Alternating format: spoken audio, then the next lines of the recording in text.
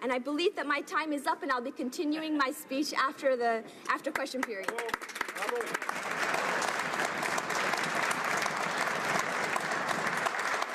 The honourable member for Mississauga, Erin Mills, will have 7.5 minutes to conclude her speech following question period. Statements by members. Déclaration de député. The honourable member for Manicouagan. Mr. Speaker, on the North Shore, the fisheries and forestry provide jobs for thousands of Quebecers. Thousands of families live off the sea and the forest. But it's seasonal work. You can't fish in February and you can't plant in March. So people who work a good part of the year and have to rely on EI, they have to rely on EI in the off-season. The black hole is the period where you aren't getting any employment income or EI benefits, and it's 14 weeks long. 14 weeks without a decent income, that's shameful. Now people have to leave the region or go into debt or rely on the generosity of the community, and yet they do essential work for Quebec's economy. With the 14-week black hole, Ottawa is undermining the population base in the regions, causing an exodus and poverty. It's disgusting. You can be sure the Bloc will always be there for the unemployed in our regions that have been abandoned by this heartless government. Thank you, Mr. Speaker. Now, a member for Vimy. Thank you, Mr. Speaker. I'd like to call to the attention of members of the House all the work that has been done at various levels of government and that has led to a decision that will help a great many people in my riding of Vimy. On January 16th, $18.2 million in federal funding was announced for Phase 1 of the construction of 124 social housing units at the Val-Martin Social Housing Project. This sizable investment in Quebec shows that we respect and follow through on Canadians' priorities. Thank you to everyone who took part, both provincially and federally, in the long process of negotiating, planning, and implementing this massive investment in reconstruction. This is a huge leap forward for the most vulnerable in Vimy, helping them find affordable housing. Thank you, Mr. Speaker.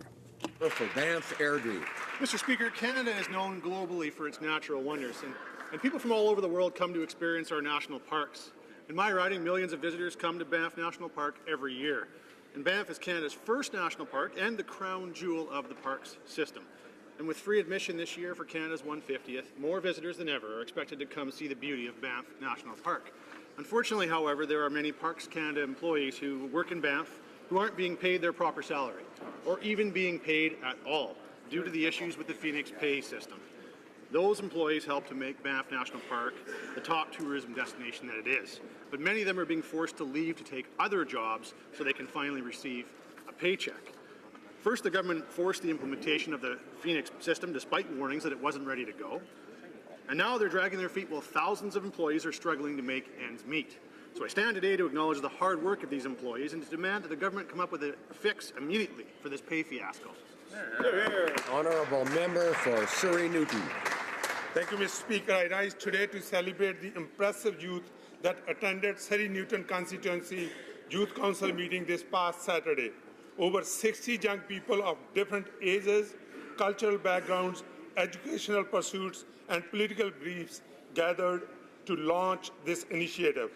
Their ambitions include discussing public policy issues and advancing them through organizing events that will help to better integrate and involve youth within the local community, and most importantly, working together to make a positive impact for the residents of Surrey Newton. Their enthusiasm is contagious and their many ideas are exciting. This is just the first gathering of this group, and I'm very much looking forward to continuing to work with them over the coming months and days. Thank you, all the members of Surrey Newton Constituency Youth Council. The honourable member for Courtenay Alberni. Mr. Speaker, February 16th marks the 6th annual gathering of men who belong to the Moose Hide Campaign. The Moose Hide Campaign is a grassroots movement of Aboriginal and non-Aboriginal men who are standing up against violence towards women and children. It was started by Paul Lacerte and his daughter Raven in response to Canada's missing and murdered Indigenous women. Today, there are 300 men on Vancouver Island fasting to demonstrate humility, sacrifice, and their determination to effect change. The cycle of violence against women must stop. I am proud to wear the Moosehide pin in support of the campaign, and I invite all members to do the same. Wearing this Moosehide signifies your commitment to honor, respect, and protect the women and children in your life, and to work together with other men to end violence against women and children. It is critical that we engage men and boys in our strategies to end gender-based violence. The Moosehide campaign is exactly the kind of leadership we need. The honourable member for Kildonan St. Paul. On Monday, Manitobans remember our founding father, Louis Riel. Born in Winnipeg in 1844, he studied for the priesthood and law in Montreal. In 1868, he returned to the prairies and, like his father, became a Métis leader. He fought for all Manitobans. He was the head of our provisional government, which negotiated the Manitoba Act, which established the province of Manitoba. He was elected 3 times to this House, but was unable to take his seat. He believed and fought for bilingualism and multiculturalism. He is a hero to the Métis and all Manitobans. He is a father of confederation. Manitobans will remember him as a hero on Monday, and in 1885, on the way to the gallows, he said, "I have nothing but my heart, and I have given it long ago to my country." The honourable member for Calgary, Nose Hill. Mr. Speaker, in a few short days, it will be 4 months that has passed since the government agreed to bring Yazidi sex slave survivors to Canada. And yet today, the government has brought 0, none, not one, government-sponsored Yazidi refugee to Canada. The international community is watching what Canada does on this issue. NGOs are waiting for the government to engage on them. And, Mr. Speaker, I have a feeling that the government's inability to prioritize genocide victims as refugees to Canada or to do anything to help them is going to become the shame of our country. Every single one of us should be ashamed for the fact that there has been no action taken to date on this file, Mr. Speaker. And I implore the government, partisan politics aside, to stand up and actually do something. As the members opposite laugh on this matter. Shameful. Mr. Speaker, we need to act now. The member for Etobicoke Centre. Mr. Speaker, I'm pleased to inform the House about the long-awaited motion picture premiere of Bitter Harvest on February 28th at the Canadian War Museum. This film was inspired by one of the most harrowing genocides of the 20th century, the Holodomor, or genocide by famine, planned and executed by Soviet dictator Stalin against the Ukrainian people in 1932-33. Bitter Harvest is the compelling story of dignity, rebellion, and the power of love in the midst of horrific evil as seen through the eyes of a young couple caught up in the midst of Stalin's genocidal policies. It features such talented Hollywood actors as Terence Stamp and Canada's own Barry Pepper, and is directed and co-written by Canadians George Mendeluk and Richard Baczynski Hoover. The principal producer of this epic, Ian Ignatovich, is a constituent and successful entrepreneur as well as generous philanthropist. I encourage all members of the House to attend the premiere of Bitter Harvest on February 28th, and I congratulate Ian, without whom this motion picture would not have been possible. The member for Newmarket Aurora. Tonight, an event of epic proportions will take place at 8 p.m. at the Canadian Tire Centre, home of the Ottawa Senators. There is a buzz all across the National Capital Region. For the first time in years, the Conservative and Liberal hockey teams will face off for hockey supremacy. 2 teams will compete, but only one will lift a trophy after the match. Go this, here. Now, I am not one to make predictions, Mr. Speaker, and I won't attempt to do so today. And I hear the Conservative team has some strong right-wingers. But our team has the ability to move from left to right, to left, to right. Which, Mr. Speaker, will come in very handy tonight. Tonight's game is in support of the Terry Fox Foundation. Yes. Admission is free and donations will be accepted at the game. I urge every member of the House, especially those in the Ottawa area, to attend and to encourage their constituents to come out and to support a great cause and to see hopefully a good game, Mr. Speaker. Let's go!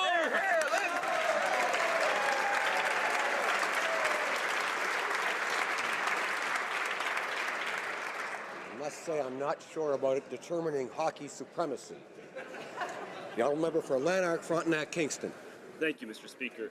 Mr. Speaker, statistics from Canadian police forces show that one life is saved every year for every 17 installed defibrillators in police cruisers. Thus, placing defibrillators in the trunks of all 5,600 RCMP cruisers would save 320 lives per year. This was true when I raised this matter in the Commons most recently, 3 months ago. In the interim, 80 Canadians have died whose lives could have been saved. It was also true a year ago when I first raised this issue in the House. Since then, 320 Canadians have unnecessarily died. Since the present minister in charge of the RCMP took office in October 2015, 420 Canadians have died. Of course, introducing defibrillators to RCMP cruisers could not have been done with a snap of the fingers, but with the passage of time, that excuse is no longer available to the minister, and the blood of most of these Canadians, enough to fill every seat in this room, is on the minister's hands. Thank you, Mr. Speaker. Now, a member for St. Boniface Saint-Vital. Mr. Speaker, tomorrow the streets, restaurants, and residents of St. Boniface and Winnipeg will be celebrating the Festival du Voyageur. This festival brings us back to the days of the voyageurs and the fur trade at Fort Gibraltar, where the Assiniboine and Red Rivers meet. In addition to amazing fiddling and jigging, there's also a winter fashion show, a new wood sculpting competition, and an incredible international snow sculpting symposium. And on February 20th, we celebrate Louis Riel Day. His vision is particularly relevant today. It's about being inclusive of all cultures. Cultures and all religions. From February 17th to 26th, come to the heart of the continent for Festival du Voyageur. Hey ho! Hey ho! And they have to take a Longueuil. Now, a member for Longueuil-Charlemagne. My community is remembering the love and light of Mrs. Sheila Garrity, who passed away last Saturday. Sheila was a close family friend, as her husband John and my father both served in the Greenfield Park Fire Department together. Like all department families, we grew up together. Sheila always had a smile on her face and greeted everyone with positivity and warmth. She loved her husband John and daughters Summer and Chelsea immensely and enjoyed spending time in her garden. While fighting cancer for the past few years, she maintained a positive outlook and continued to participate in community activities. John, Chelsea, and Summer, you're in our thoughts and in our hearts, and I'm sure Sheila is watching us from that big garden in the sky. Sheila, you will be missed. Merci.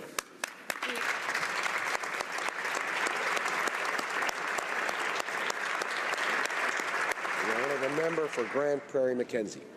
Thank you, Mr. Speaker. Yesterday, Canada lost a brilliant storyteller. Stuart McLean had a lengthy career in radio.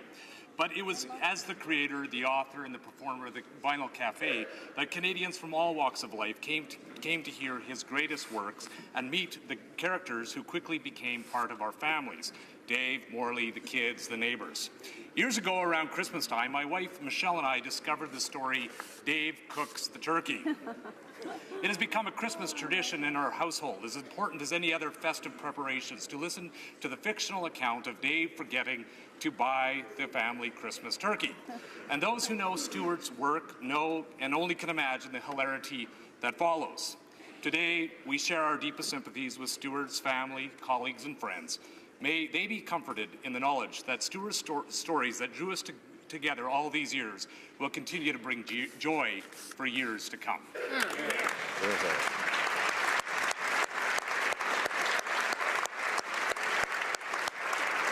honourable member for Northwest Territories. Mr. Speaker, today Indigenous and non-Indigenous people are pledging to help end violence against women and children.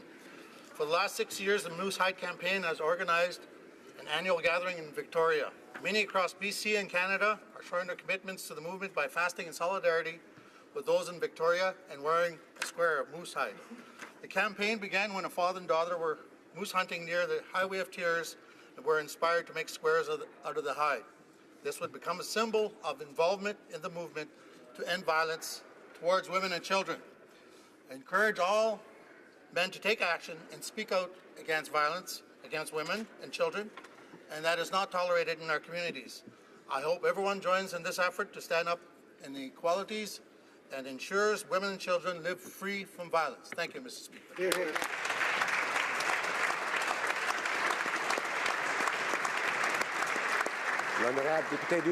The honourable member for Outremont. Thank you, Mr. Speaker. We learned of the passing of Stuart McLean. He was my friend and nothing less than a Canadian treasure, a beautiful soul whose stories became part of our lives. We listened to the story of Dave cooking the turkey while driving on through the snow on Christmas Day, laughing hysterically and then welling up, touched by the humanity and love that he always captured, but that was Stuart. And he also knew how to make us cherish the moments of joy and laughter in our daily lives. To Amy and to all of his family and loved ones, our sincere condolences. And I'd like to end by reading something that Amy posted last night.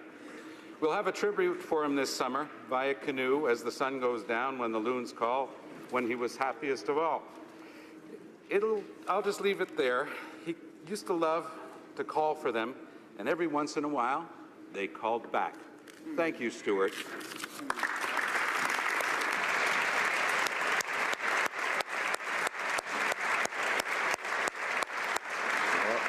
Member for Cypress Hills Grasslands. Mr. Speaker, today is National Agricultural Day, a day to celebrate farming in Canada. Agriculture has played a critical role in our country since its founding 150 years ago. For many of us, it has been our living and our lifestyle. And we have much to be proud of. We are the 5th largest agricultural exporter in the world. We are the single largest exporter of major commodities, including wheat, canola, and lentils. Our meat industry is world class. We're leading the way environmentally, constantly implementing new technologies in order to farm smarter and greener. And Canadians depend on agriculture not only for their food, but for jobs across Canada. Our agriculture industry employs more than 2.1 million people, accounting for 6.7% of the country's GDP. Canadian consumers should be very proud of the hard work farmers and ranchers do for them every day. They are here year after year, providing safe and affordable food for Canadian families. Agriculture in Canada has a bright and promising future.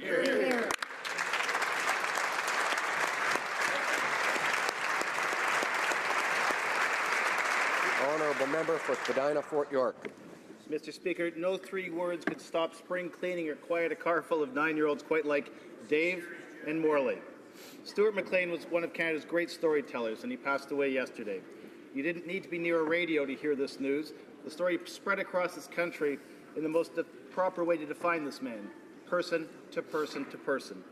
When Stuart McLean started a story, you were never quite sure if you were going to burst out laughing or shed a tear. He made the characters of Dave and Morley, of Stephanie and Sam, of course, Arthur the dog, so real you felt like they lived around your corner. Stuart gave voice to this country. He shared our music with us. He shared my hometown with yours and yours with mine. As a former colleague, as one of my former constituents, as a neighbor, I've lost a friend. But our country has lost a gentle soul, and his family has lost so much more. The Vinyl Cafe may be dark today, but Stuart McLean's stories will be told forevermore in Canada. And to quote Stuart, so long for now.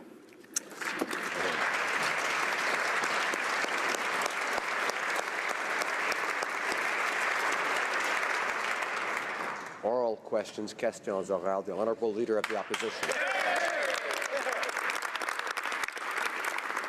Mr. Speaker, millions of Canadians depend on NAFTA to put food on the table and pay their bills. They get worried when they read reports about tweaks or renegotiations. Yesterday, Canada's ambassador to the U.S. said the Prime Minister has about 6 things within NAFTA that he wants to change. Can the Prime Minister please share with Canadians exactly what those 6 things are? The Honourable Minister of Finance. Mr. Speaker, I'd like to just say again that this past Monday, was an extremely important day for Canada, for the United States. We reiterated the importance of our trading relationship. We reiterated the importance of that relationship for jobs on both sides of the border. For 2.5 million Canadians who rely on jobs that are exporting to the United States, and for 9 million Americans who rely on jobs through exports to Canada. So we will continue to make sure that we protect those jobs. We will continue in our discussions to ensure that we work to improve lives here in Canada, and we will, when NAFTA comes up, talk about that. The Honourable Leader of the Opposition. Mr. Speaker, the U.S. is dramatically cutting taxes and red tape with the explicit goal of taking jobs away from countries like ours. Yesterday, the head of the Business Council of Canada, John Manley, sounded the alarm. In a letter to the Prime Minister, he said that tax hikes are a threat to Canada's economy and that the Prime Minister needs to change course so that we can compete. This is about people's livelihoods. So will the Prime Minister listen to this good advice, or will he keep on with his tax and spend agenda? The Honourable Minister of Finance.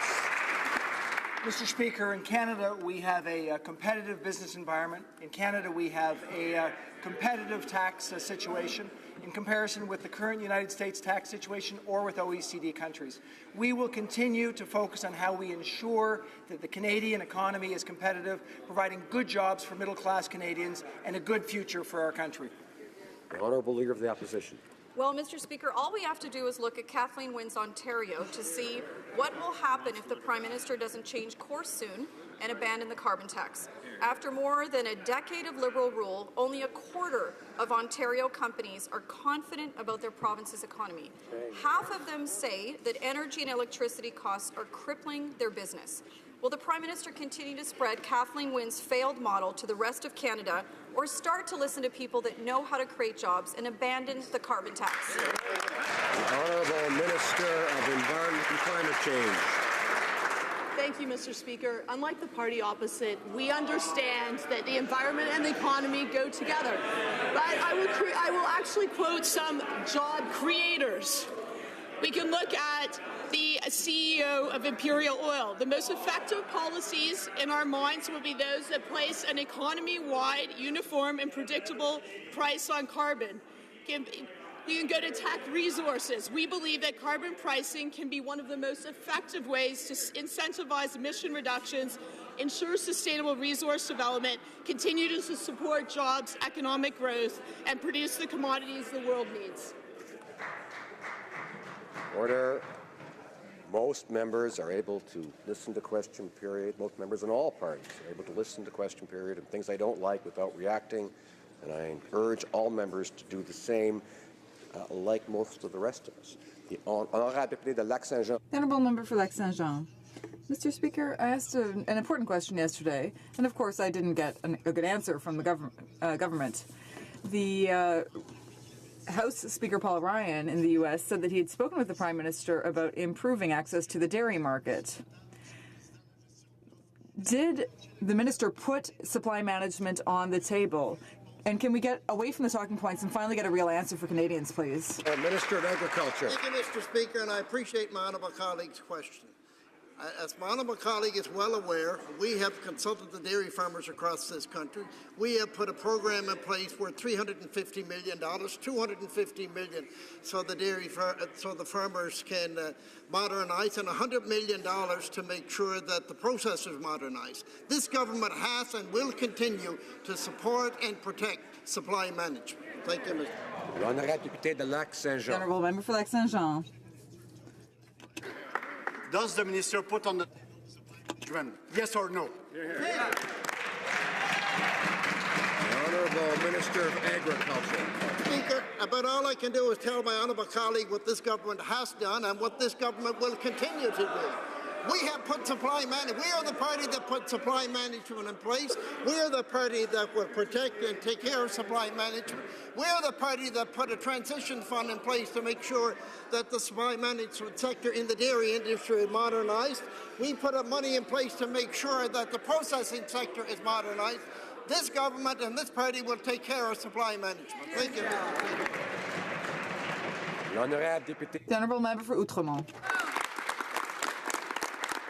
Mr. Speaker, every day there are more stories about refugees trying to cross the border into Canada from the U.S. These individuals are desperate, fleeing a country that is no longer safe for refugees. They know that the world has changed since the election of Donald Trump, and they're willing to risk their lives for a more secure future here in Canada. In these circumstances, why does the Liberal government insist that it's business as usual? The Honourable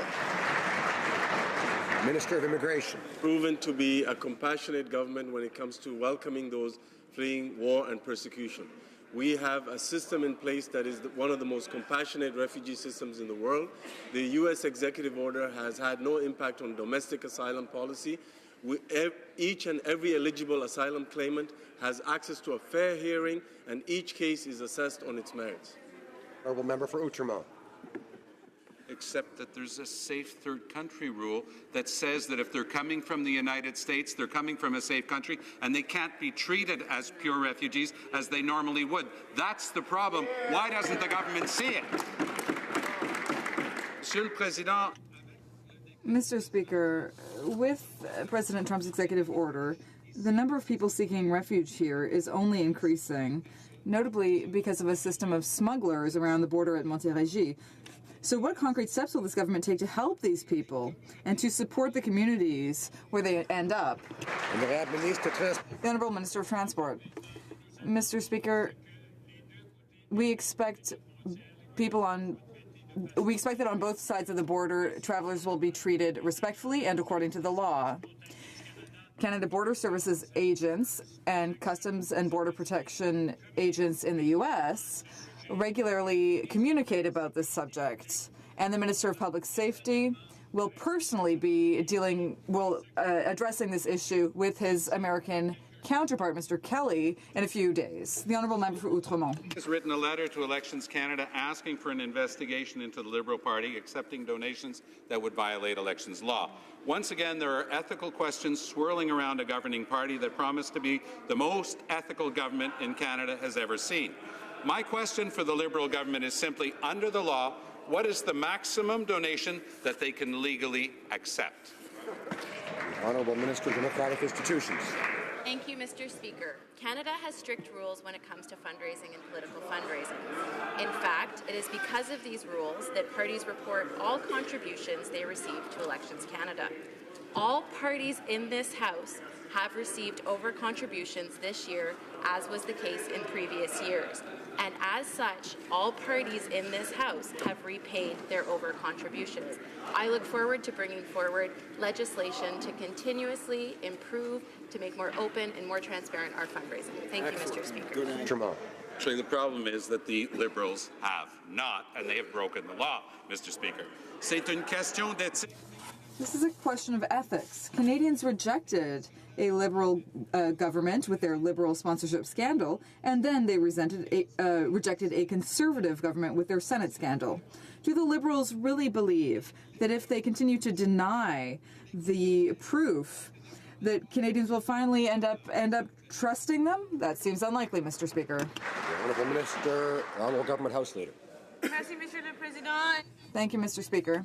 Many, many times, the Prime Minister will answer any questions that the Commissioner has. The Prime Minister has taken unprecedented levels of consultations and engagements with Canadians. This government is both approachable and reachable, and that's why we will continue to respond to the very real challenges that Canadians are facing.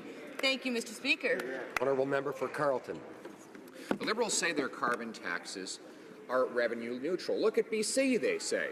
Today, the Fraser Institute released proof that over the next 5 years, BC's carbon tax will collect $865 million more from British Columbian taxpayers than they will get back in tax relief. That's $728 per family of four. The Federal Finance Department has data tables showing exactly how much people will have to pay by income, indicating the impact on the poor and middle class. Will the government release those data tables now? Honourable Minister of Environment. Thank you, Mr. Speaker. I will once again explain why pricing pollution makes sense, because it's pricing what you don't want, which is pollution, and it's fostering what you do want, which is innovation and cleaner technology. Order. I realize everyone wants to take part in question period, but not everybody can, and everybody has to wait their turn until they have a chance to do so. So I ask members to try to be patient, whether that turn comes today or another time, but to wait their turn and not interrupt and not speak when they haven't got the floor. The Honourable Minister of the Environment. We understand that putting a price on pollution will actually drive innovation, will grow our economy, and as the former Governor of the Bank of Canada said, now Governor of the Bank of England said, there is a $30 trillion opportunity, and we're going to take advantage of that in clean technologies. Honourable Member for Carleton. They're not talking about putting a price on poverty. They're talking about putting a price on the poorest Canadians. they're the ones who will disproportionately pay the most because they spend a disproportionate amount of their income on the things that will be taxed, all to fund things like $150,000 Teslas here in Ontario, which I guess this government believes is affordable and in reach to the middle class and those wishing to join it. When will this government put an end to the process of taxing those with the least to give to those with the most? Honourable Minister of Environment. Thank you, Mr. Speaker. I'm always happy to stand and explain why it's important that we take serious action on climate change, not only because it's the right thing to do for the future of our children, but also because it's going to make us more competitive, not less. We have created a scheme where we give money, we put a price on pollution, it's revenue neutral, it goes back to the provinces, and it's up to them to determine the best way to move forward. Thank you, Mr. Speaker. I encourage the member for Banff, Ardrey and others to listen quietly during question period and wait their turn, as I was saying. The honourable member for Parry Sound Muskoka has the floor. Mr. Speaker, here's the reality. Times are so tough for small businesses that Dave Purdon, a Gravenhurst butcher in my riding, was recently forced to sell off frozen meat at cut-rate prices just so he could pay his hydro bill. The Wynne Liberals are literally turning the lights out on small businesses while their Liberal friends here in Ottawa are upping payroll taxes and dumping a carbon tax to boot. It is clear the Liberals have no regard for our small businesses, Mr. Speaker. When will they wake up and stop hurting our greatest job creators? Honourable Minister of Finance. Mr. Speaker, we know that having a competitive and effective business community is critically important. We know that the most important thing for businesses, large and small, is an economy that's successful. What we've done is help middle-class Canadians so that they can buy things that they need and want. What we've done is help those most vulnerable so that they can buy things for their family. And importantly, we're making investments in our economy so that we can actually grow the economy in future, which will help small, medium, and large-sized businesses to be better and to help our economy. For Chatham, Kent, Leamington. Thank you, Mr. Speaker. In my riding at Chatham, Kent, Leamington, greenhouse growers met Sunday to discuss their survival under the new Ontario Cap-and-Trade program. One owner said his electrical bill rose from $19,000 in December to over $40,000 in January. This new tax is forcing small family businesses to either shut down or leave town. Greenhouse growers are now talking about moving their operations to the United States. How can the Prime Minister justify imposing a carbon tax and follow down the same disastrous path of his mentor, Kathleen Wynne?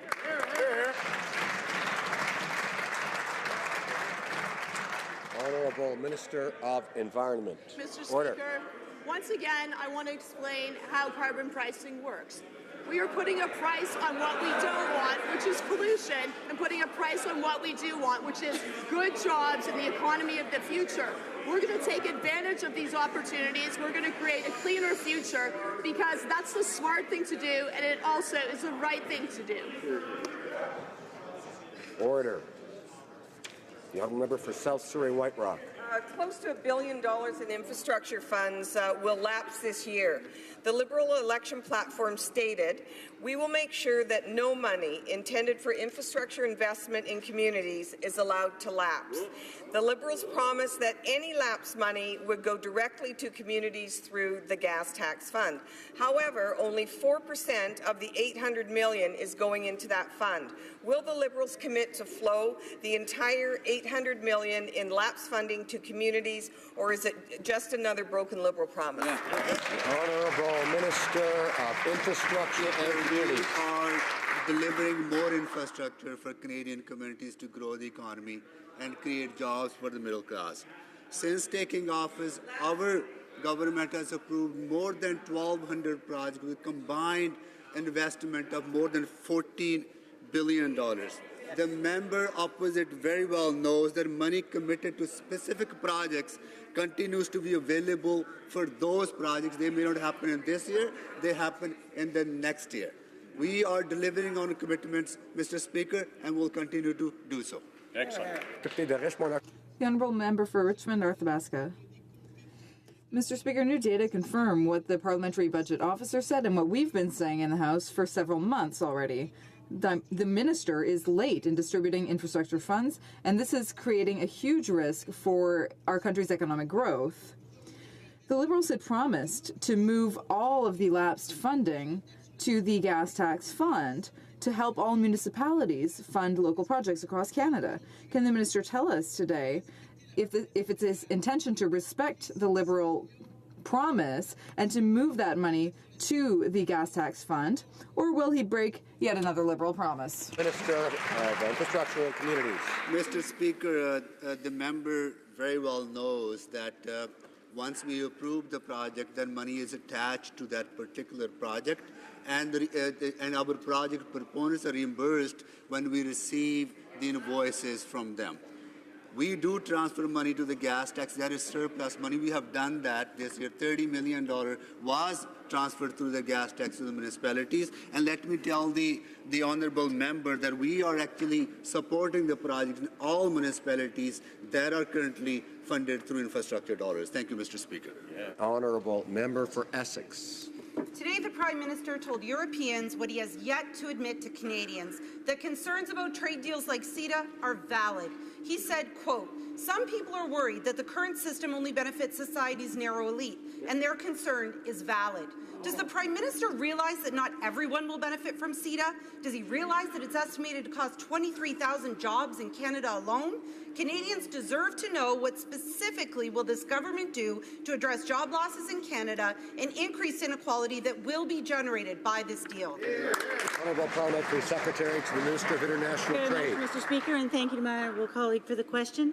As the Prime Minister said in his address to the European Parliament, CETA is a modern, forward-looking agreement that reflects a truly progressive agenda, which means societies have the ability to promote the public good. As well, CETA will create jobs, it will increase our shared prosperity, and it will help to grow the middle class.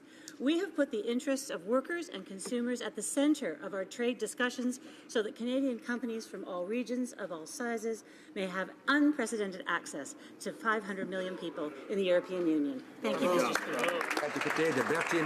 The honourable member for Berthier-Masquinongé. Thank you, Mr. Speaker. I'm very, very proud to rise today in this House to mark the first edition of Canada's Agriculture Day. However, the Liberals have reasons to be a bit uncomfortable about this. More than 17,000 tons of cheese will be soon arriving from Europe. There's been inadequate compensation for dairy industries, and there are signs of trouble ahead for the supply management system. This is a very special day for our farmers. Will the minister repeat the same talking points like a broken record, or will he finally announce a good plan for dairy farmers? Thank you. Well, Minister of Agriculture. Merci, Monsieur le Président, and I thank you, Mr. Speaker. Honourable colleague for her question. I think she's fully aware that CETA will benefit the agricultural sector by $1.5 billion a year. I think she's also aware that this government put a transition plan in place for the dairy sector of $350 million, $250 million, Mr. Speaker, to make sure that the dairy farmers, and I know what it's like to be a dairy farmer, are modern, have transition funds, and also that the processing sector has $100 million to make sure they have a transition funds, to make sure they... The honourable member for Red Deer-Lacombe. Mr. Speaker, Canadians deserve answers. The Prime Minister isn't fooling anyone. It's not like he can just whip out his Challenger and land it wherever he wants to. There's planning, scheduling, and security assessments that need to be done. The Conflict of Interest Act is clear. The Prime Minister claims that he's read it, and if that's true, then he knows that it's illegal for him to accept travel on private aircraft. So, will the Prime Minister confirm that he was advised by his officials in the Prime Minister's office or the Privy Council office that he would be breaking the law by taking this trip? Great question. Honourable Government House Leader. Mr. Speaker, what is also clear is that the Prime Minister has stated time and time again that he will respond to any questions that the Commissioner has. Thank you, Mr. Speaker. The honourable member for Red Deer-Lacombe. Mr. Speaker, the Liberals are embarrassing. Day after day, the Prime Minister refuses to stand in this House and answer the questions that Canadians have. Instead, the House Leader makes a mockery of this House by responding to our questions by saying the Prime Minister will respond to our questions. So where's the answer? Canadians deserve better. They deserve an answer. I will ask the Prime Minister again. Did anyone at PMO or PCO advise him that it would be illegal to travel on a private aircraft for his island vacation? Yes or no? The honourable Government House Leader. Mr. Speaker, this Prime Minister, this government is committed to responding to the very real challenges that Canadians are facing. Unprecedented levels of consultation and engagement with Canadians, listening to Canadians so that we can put measures into place to respond to the challenges that they are facing. This government will continue to work hard for middle-class Canadians and those working hard to join it. This government will continue to respond to the very real challenges they are facing, and the member knows very well that the Prime Minister will respond to any questions that the Commissioner has. Thank you, Mr. Speaker. Honourable member, order. Order. For Sarnia Lambton. Partisan Liberal PMO Director of Appointments is running to be the Liberal candidate to replace John McCallum, who the Liberals just appointed to China. All diplomatic appointments would have gone through Ms. Ng and the PMO for approval. Given that Ms. Ng would have been directly involved in the appointment of John McCallum as an ambassador to China, and given she's now a candidate for a Liberal nomination in John McCallum's seat, can the Prime Minister tell us what discussions Mary Ng had with him about convincing John McCallum to resign his seat?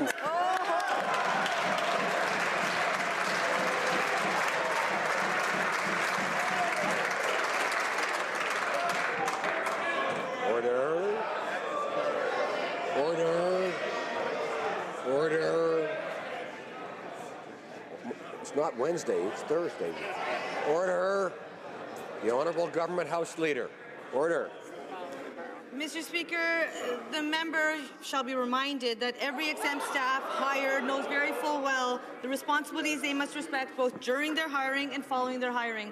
I have no reason to doubt that the rules have been respected. While the member opposite is concerned about whatever she might choose to do, this government is committed in responding to the very real challenges that Canadians are facing.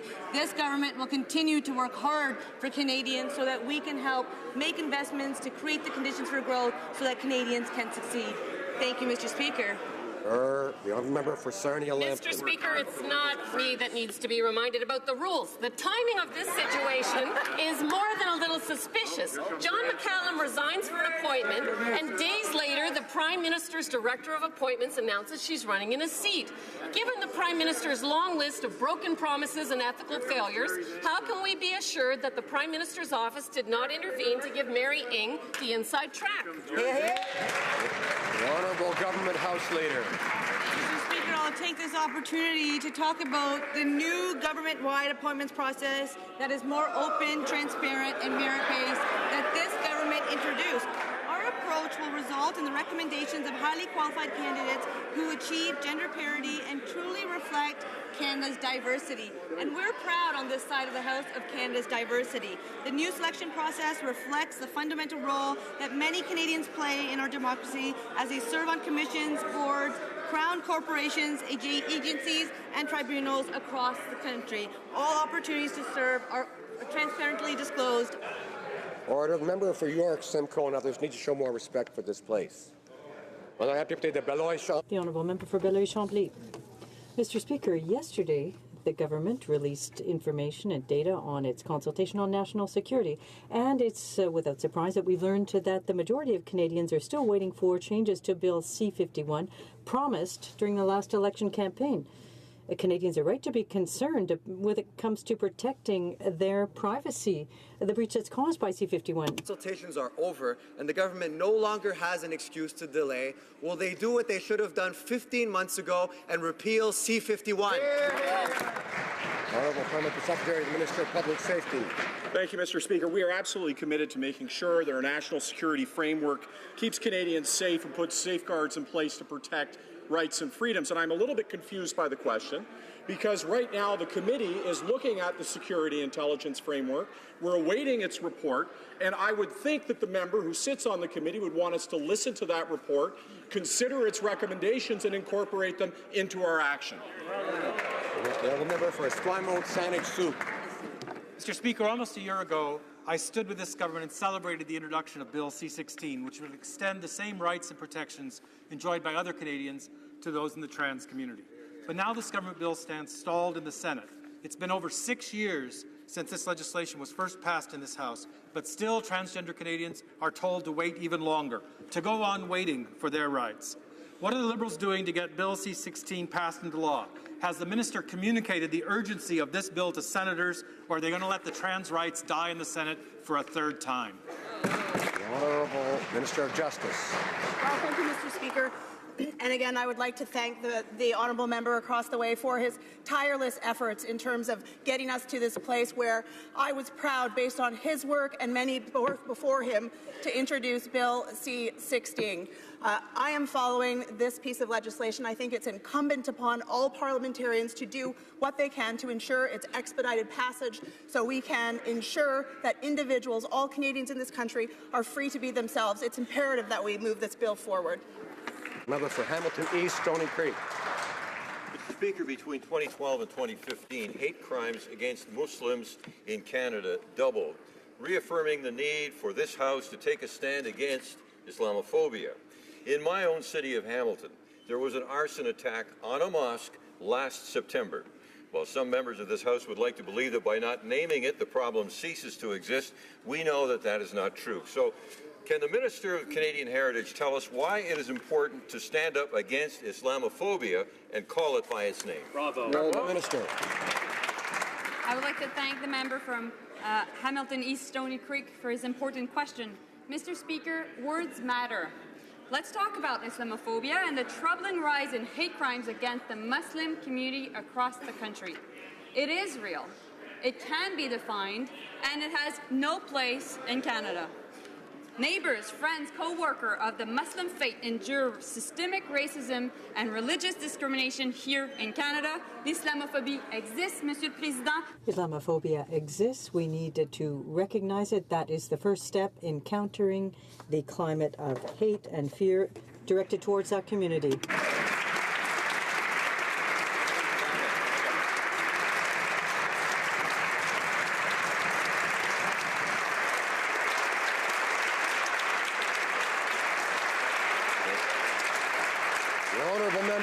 Selkirk, Interlake, Eastman.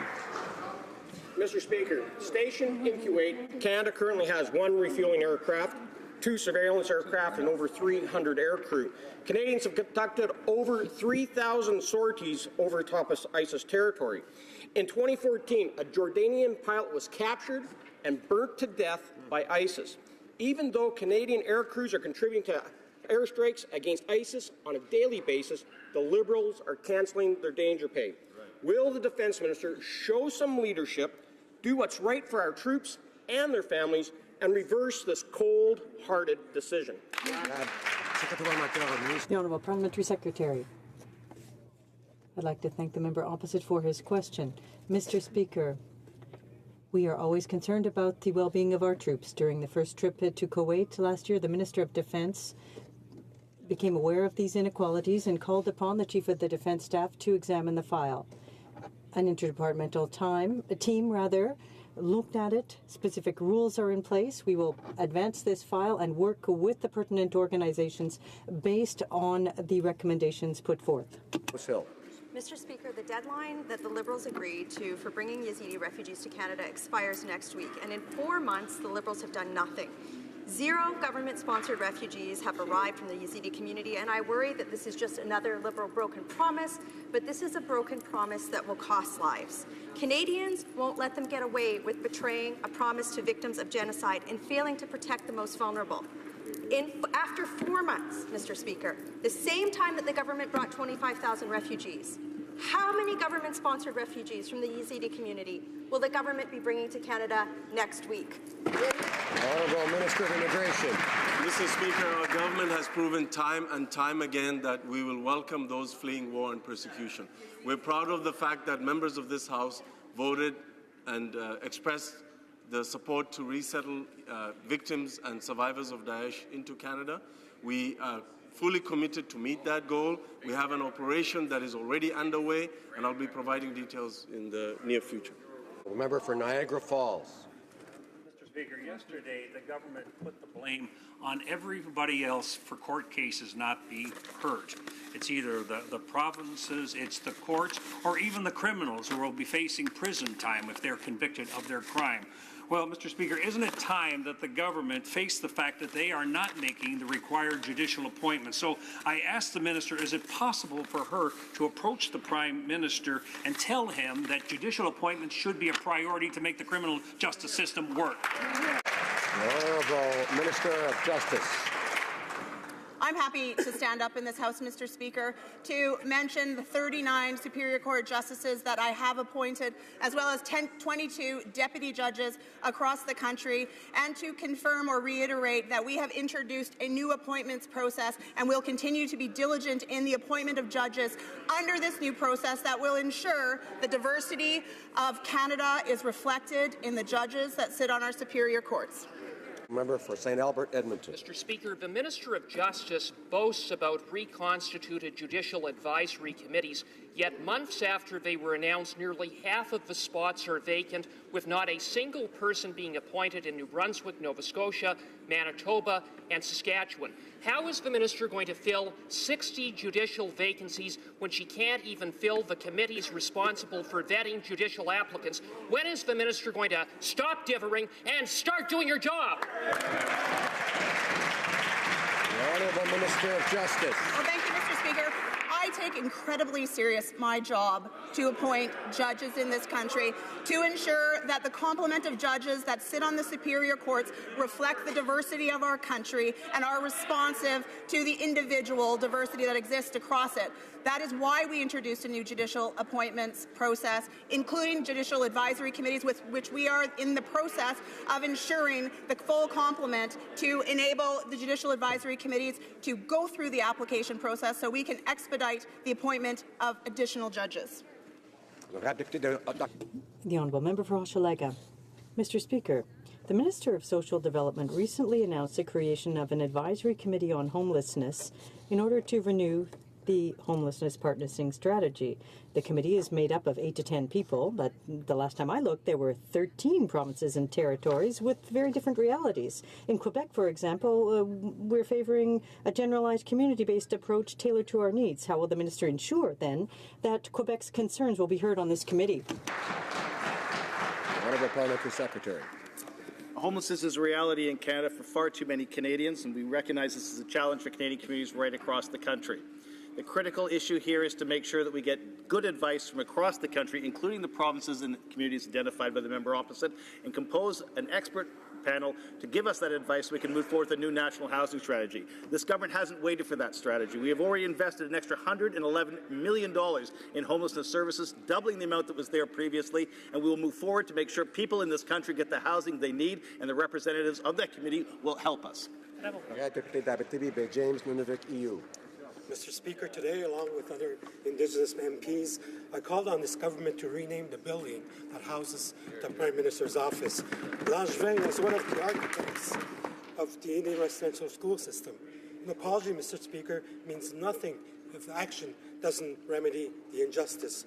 Every day as I walk by that place, I am reminded of the man who dreamed up the school where I was sent purposely to sever the connection to my family, to my people. Will this government commit today in this House to changing the name of this building? The Honourable Minister of Public Services and Procurement. Mr. Speaker, I thank my honourable colleague for his question. There is no relationship more important to our government than the one with the Indigenous peoples. Our government is fully committed to implementing the Truth and Reconciliation Commission's call to action. This includes developing a reconciliation framework for Canadian heritage and commemoration. Any decision will be made in full partnership with Indigenous peoples. The Honourable Member for Lévis-Lotbinière. Mr. Speaker, today is National Agriculture Day in Canada, and we're proud on this side of the House of the accomplishments of the previous Conservative government. When it comes to free trade agreements signed across the globe, this is a jewel in our economy. Mr. Speaker, will the government commit to defending all sectors of Canadian agriculture and not sacrificing some in order to enable it to sign future free trade agreements? Minister of Agriculture. Merci, Monsieur le Président. I thank my honourable colleague for the question and just remind him that we have just signed CETA and how important that provides $1.5 billion of export for our agricultural sector. He's also fully aware that we put a $350 million transition fund in place for the dairy industry, which I know he supports. $250 million to make sure our dairy farmers have transition funds, $100 million to make sure our processors have the transition fund. This government has and will continue to support our farmers across this country. The honourable member for Cypress Hills Grasslands. Mr. Speaker, the Canadian Grains Commission has built up a surplus of $100 million by charging farmers excessive user fees. The Commission is supposed to be a cost recovery operation and not making a profit off the backs of farmers. Has the Agriculture Minister instructed the Chief Commissioner to reduce these fees and to immediately return the surplus to grain farmers? The Honourable Minister of Agriculture. I thank my honourable colleague for the question, and of course he's fully aware who set the fees to provide this amount of money in the fund, and it was his government that set the fees. I have met with the commissioners, and this issue will be dealt with fairly, and to make sure the grain farmers in this country are treated fairly. Member for Carlton Trail, Eagle Creek. Mr. Speaker, prairie grain farmers have some of the longest hauls in the world to get their product to market. So when the cost of transport increases, farmers immediately feel the pinch. The carbon tax could be renamed the farm tax for the overwhelmingly negative impact it will have on our producers. Does the minister understand the impact this new tax will have on agriculture? Has he met a prairie farmer that supports this new tax? No. Honourable Minister of Environment. Thank you, Mr. Speaker. We're very pleased that we worked with the provinces and territories so that we could bring in a carbon pricing plan that works for Canadians. We are working with provinces and territories. Our government is committed to returning all the revenues to the provinces and territories, and it's up to them to determine how to address the situation in their provinces. They can make it revenue neutral, return the revenues to farmers, to different groups. But we believe it is very important that we move forward, that we tackle climate change, that we position ourselves for the future clean economy. The honourable member for Charleswood, St. James, Assiniboia, Headingley. Mr. Speaker, today is Canada's Agriculture Day, and there is no better day to emphasize how much our government supports our world-class Canadian farmers, ranchers, and growers from coast to coast to coast. Our government support for our farmers helps them with market development, research, advocacy, and puts more money in the pockets of farmers. Can the Minister of Agriculture tell us about his recent announcement in Winnipeg at the Crop Connect conference? Honourable Minister of Agriculture. Speaker, I appreciate my honourable colleague's question and help. And on Canada's Agriculture Day and every day, this government is extremely proud to support our farmers across this country. Canadian farmers produce the best products in the world, and our government is committed to helping them develop new markets, both home and abroad. Not only did we pass SETA this week, but yesterday at the Crop Connect, I was proud to announce more than $2 million in funding for the crop sector, which will put more money in the pockets of farmers, create new jobs, and help grow the middle class. The honourable member for Mégantic-L'Érable. Thank you, Mr. Speaker. Mr. Speaker, in January in Sherbrooke, the Prime Minister said to the people of Lake Mégantic, "What I committed to do with the Minister of Transport is to expedite the process as much as possible to help you." Yesterday, a month later, in the House, the Minister of Transport said, and I quote, "We know it's important to expedite the study process, and we're working as a team to figure out how to do that." Mr. Speaker, we don't need a study to expedite the situation. With all of the resources available at Transport Canada, can the Minister tell us why he still hasn't figured out a way to go faster? The Honourable Minister. Thank you, Mr. Speaker. He quoted me well. This is work that we are doing in conjunction with the province of Quebec, with the company that has conducted the study, ACON, and with the city of Lake Mégantic, the Mayor Cloutier. So this is work that we have undertaken. We want to do it responsibly. We fully understand the situation. Lake Mégantic, I went there 3 times myself. We want to expedite the process, and we are doing everything that possible to do so. Rivière. The Honourable Member for Trois-Rivières. Mr. Speaker, when it comes to international aid, the Liberals are lagging far behind the top in the class. The government repeats that it's too ambitious, even over a 10-year period, to devote 0.7% of our GDP to international aid. However, all stakeholders expect the federal government to increase the budget for aid so that Canada is credible in accomplishing the Sustainable Development Objectives. Can the Minister show some ambition and ensure that Budget 2017 will include investments for international aid. The Honourable Minister. Thank you, Mr. Speaker, and I'd like to thank my colleague opposite for his interest in international development. As you know, my mandate is to focus aid on the most vulnerable people, fragile states. We have undertaken a big consultation in 65 countries, including 15,000 people, and we are going to have a policy that will put forth Canada's strengths where we can make a real difference. We'll ensure that Canadians' money is put into place to used as a lever to seek out other partnerships. We're going to be innovative. We're going to show significant leadership on these issues. Kingston and the Islands. Thank you very much, Mr. Speaker. Having the 5th busiest VIA station in Canada, the constituents of my riding of Kingston and the Islands value the passenger service Via Rail provides in the Windsor-Quebec City corridor and want to make sure that it is properly maintained. Can the Minister of Transport please explain to the government what the government is doing to help Please explain what the government is doing in helping Via Rail's corridor infrastructure remain safe and secure while improving the passenger experience by making it more accessible and efficient for everyday Canadians. The Honourable Minister of Transport. I want to thank the hard-working member from Kingston and the Islands for his excellent question.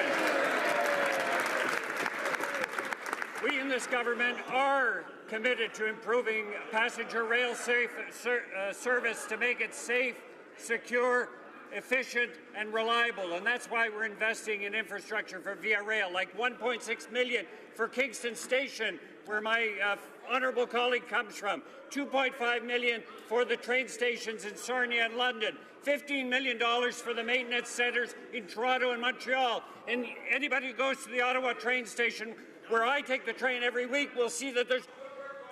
The Honourable Member for Calgary-Shepherd. The Liberals believe it's more fun to spend someone else's money than their own.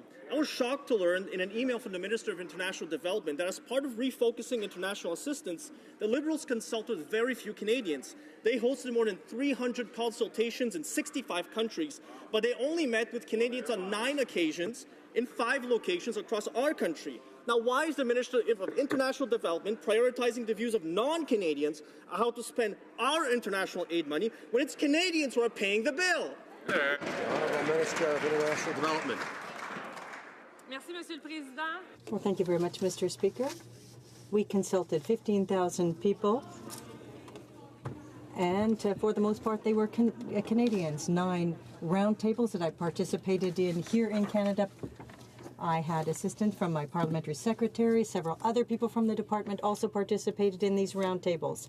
All of our partner organizations contributed and came forth with briefs. We listened to Canadians, Mr. Speaker, and I'm pleased to say that women and children will be at the heart of our new policy. Thank you, Mr. Speaker. The Honourable Member for La Pointe-de-L'Île. Mr. Speaker, motion M103 is an attempt to lead us to believe that a climate of hate and fear has taken root in Quebec society.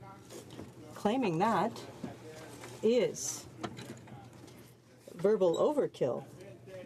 Following the terrible attack in Quebec City, what we saw instead was solidarity, forgiveness, and love, not hate and fear. Can the Minister of Heritage tell us where, in her view, there is a climate of hate and fear that has taken root? The Honourable Minister. On several occasions we have said, Mr. Speaker, that diversity is our strength. Members opposite refuse to admit that Islamophobia is a real issue. We are denouncing these campaigns of fear and misinformation. We denounce policies that are wedge policies, divisive ones. Mr. Speaker, we took a very strong position on this issue. We are going to continue to fight against all types of systemic racism and discrimination, including Islamophobia. The Honourable Member for Manicouagan. Mr. Speaker, for 10 years now, Quebecers have been debating secularism and integration. How can we ensure social peace in an ever-changing society, taking into account the diversity of non-believers and believers in Quebec today? This is legitimate. It's even healthy for a society to have this kind of debate. It's called reflecting, holding dialogue, seeking out solutions. looking to improve people's quality of life. It's called challenging oneself. It's healthy for people to do that. Now, could the minister tell us how... Honorable Ministre du Patrimoine canadien. Merci, je suis d'accord avec... Thank you. I agree with my colleague that it's important to have those difficult discussions in our society.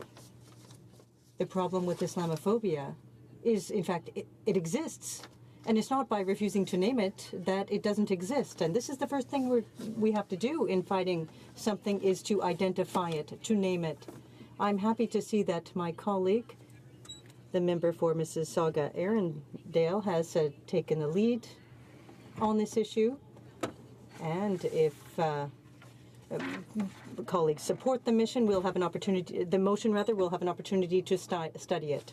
Député de Montcalm. Monsieur le Président. Mr. Speaker, I ask for leave of the House to adopt the following motion, which is seconded by the Honourable Member for Dunberry River Black Creek, the Honourable Member for Vancouver East, and the Member for Saanich Gulf Islands. The motion is as follows: that the House recognise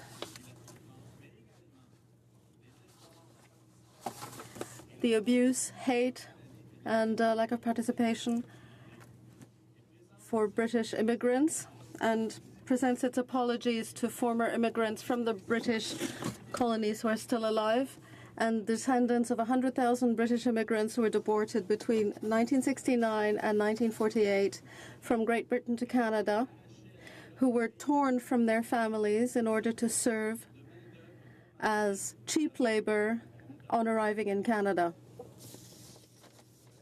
The Honourable Member, does the Honourable Member have leave of the House to move the motion? The House has heard. No? Is there unanimous consent? Agreed. The House has heard the statement. Is it the pleasure of the House to adopt the motion? Carried.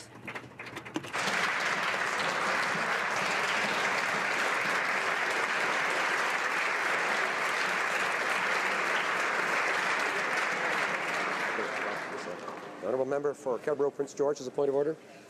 Point of order, Mr. Speaker. Mr. Speaker, members of Parliament are elected. There's 338 members of Parliament that are elected to be the voices of our constituents. We are giving SO31s to make, on a quarterly basis, to make announcements or to pay tribute to fallen members of our community, but also for causes that we champion.